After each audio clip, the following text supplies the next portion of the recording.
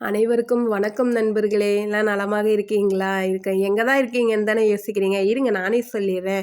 நம்ம ஊர் சேலம் சித்தர் கோயிலில் தாங்க இருக்கேன். என்ன விசேஷம்னா, சித்தேஸ்வரருக்கு எல்லாம் இன்றைக்கி குடமுழுக்கு விழாங்க. அதுலேயும் பார்த்திங்கன்னா தமிழ் முறைப்படியே குடமுழுக்கு நடக்குதுங்கும் போது நாம் அங்கே போகாத இருக்க முடியுங்களா? இதுதான் சித்தேஸ்வரருடைய ஆலயம்.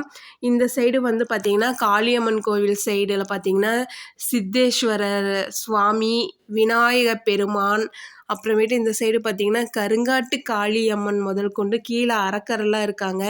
இந்தாண்ட பார்த்திங்கன்னா ஞான சர்க்குரு பாலமுருகன் முதல் கொண்டு இருக்காங்க. இவர் தான் அவங்க திருமூலர்.